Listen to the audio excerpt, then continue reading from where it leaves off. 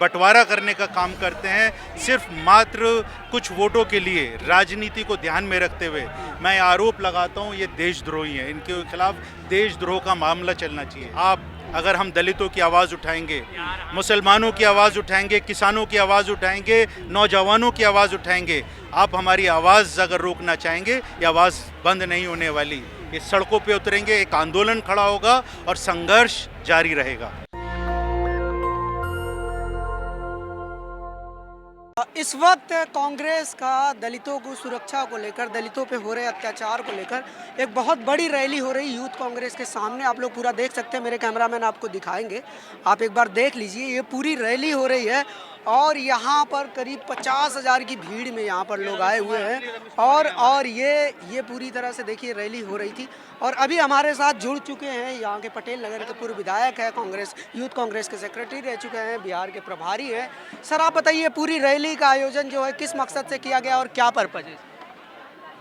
जो पिछले 7 सालों में आरएसएस और भारतीय जनता पार्टी जिसकी सरकार देश के अंदर है, उनके नेतृत्व में जिस तरीके से एक एजेंडा चलाया जा रहा है बहुजन के खिलाफ, दलितों के खिलाफ, ओबीसी के खिलाफ, जिस तरीके से फिरका परस्ती का जहर फैलाने का काम कर रही है ये आरएसएस की विचारधारा और भारतीय जनता पार्टी के नेता नरेंद्र मोदी और अमित शाह, और जिस तरीके से ये मीडिया की आवाज़ को बंद करना चाहते हैं, समाज के ऊपर अपना प्रेशर बनाकर उनको फिरका परस्ती की राजनीति करवाना चाहते हैं, उसके खिलाफ बड़ा आरोप आप लगा रहे हैं मोदी सरकार और आरएसएस पे कि ये लोग जहर फैला रहे हैं। बिल्कुल जहर फैलाने का काम कर रहे हैं और ये दोषी हैं। और ऐसे लोगों को जो समाज के अंदर बंटवारा करने का काम करते हैं सिर्फ मात्र कुछ वोटों के लिए, राजनीति को ध्यान में रखते हुए मैं आरोप लगाता हूँ ये देशद्रोही हैं। इनके खिलाफ देशद्रोह का मामला चलना चाहिए। आज अगर किसान अपनी आवाज़ उठाता है तो उसको आतंकवादी बता दिया जाता है, खालिस्तानी बता दिया जाता है। अगर स्टूडेंट अपनी कोई बात करते हैं तो उनको टुकड़े टुकड़े गैंग बताकर उनको दरकिनार कर दिया जाता है। महिलाओं के ऊपर उत्पीड़न होता है, उनका बलात्कार होता है, उनको जला दिया जाता है, उनको मार दिया जाता है, पुलिस कोई एक्शन नहीं लेती और उस परिवार के ऊपर प्रेशर बनवाया जाता है पुलिस के माध्यम से कि वो अपने बयान बदलें।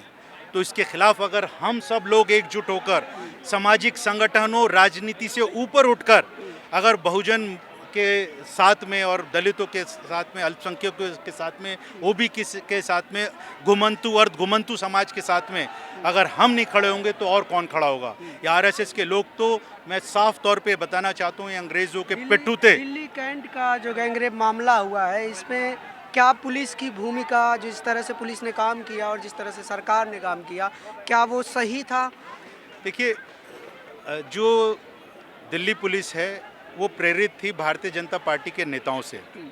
उनको मालूम था कि किस तरीके से सेंगर को प्रोटेक्शन दिया योगी सरकार ने, किस तरीके से हाथरस के अंदर जो हादसा हुआ, बॉडी को माँ बापों की बगैर मर्जी के जला दिया गया, उससे प्रेरित थे दिल्ली पुलिस वाले।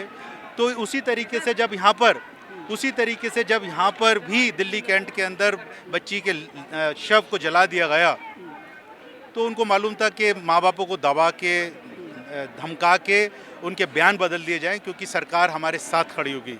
लेकिन मैं शाबाशी देना चाहता हूं जो सोशल मीडिया और आप जैसे जो बहुजन मीडिया है उनको, कि उन्होंने एकजुट होकर इस आवाज़ को उठाया। दिल्ली कैंट के मैं नौजवानों को, महिलाओं को शाबाशी देना चाहता हूं कि उन्होंने आवाज़ उठाई और ये आवाज़ इतनी उठी कि आज पूरे देश भर के अंदर एक मूवमेंट खड़ी हो गई। राहुल गांधी जी के ट्विटर अकाउंट को आपने दिल्ली कैंट के लोगों का कहा, तो दिल्ली कैंट के लोग, स्थानीय लोगों का ये कहना था कि पुलिस चूंकि जो विक्टिम है वो दलित है, इसलिए सही से काम नहीं करी। क्या ये बात से आप भी सहमत हैं? देखिए, ये मानसिकता जो आरएसएस की है वो सीधे तौर पर दलित विरोधी है, बहुजन विरोधी है, ओबीसी विरोधी है। तो हम इसका आरोप अगर वो लोग लगा रहे हैं तो हम उनका समर्थन कर रहे हैं। अगर राहुल गांधी जी दिल्ली कैंट के अंदर उनके परिवारों से मिलने के लिए जाते हैं तो उनका ट्विटर अकाउंट सस्पेंड कर दिया जाता है। मैंने अपना ट्विटर अकाउंट देखा, मेरा पर्सनल ट्विटर अकाउंट सस्पेंड कर दिया, बहुत सारे कांग्रेस के नेताओं का सस्पेंड कर दिया। लेकिन मैं साफ तौर पे ये कहना चाहता हूँ कि आप अगर हम दलितों की आवाज़ उठाएंगे, मुसलमानों की आवाज़ उठाएंगे, किसानों की आवाज़ उठाएंगे, नौजवानों की आवाज़ उठाएंगे। आप हमारी आवाज़ अगर रोकना चाहेंगे, ये आवाज़ बंद नहीं होने वाली।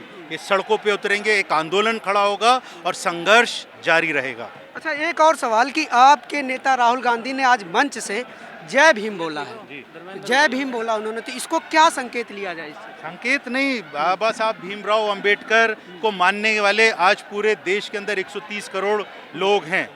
तो राहुल गांधी जी अगर जय भीम बोल रहे हैं तो एक बहुत बड़ा संदेश है और पूरा देश उनके साथ में खड़ा हुआ है, क्योंकि वो आवाज़ आरएसएस की विचारधारा के खिलाफ उठा रहे हैं, गरीबों के हित में उठा रहे हैं। ये देखिए, ये पूरा हल्ला बोल जो रैली है ये संसद की तरफ मार्च कर चुका है और इसमें कम से कम 50,000 लोग शामिल हुए हैं। ये बहुत बड़ी रैली है और अगर मेरे कैमरामैन आपको दिखा पाएँ तो ये दिखाने की कोशिश करेंगे कि देखिए किस तरह से और पूरी बैरिकेडिंग लगाई गई है और हम आपको और भी इससे रिलेटेड और खबरें और अपडेट आपको दे रहे हैं। तब तक आप देखते रहिए नेशनल दस्तक। अगली खबर के लिए लगातार बने रहिए हमारे साथ। कैमरामैन आशीष के साथ मैं अनमोल प्रीतम, यूथ कांग्रेस, दिल्ली। नेशनल दस्तक की आपसे गुजारिश है कि अगर इसको बचाना चाहते हैं तो नेशनल दस्तक को सब्सक्राइब करने के लिए रेड कलर के सब्सक्राइब बटन को दबाएं, फिर बेल आइकन की घंटी दबाएं। नेशनल दस्तक को बचाने के लिए बहुत जरूरी है कि हर खबर को शेयर करें, लाइक करें, कमेंट जरूर करें।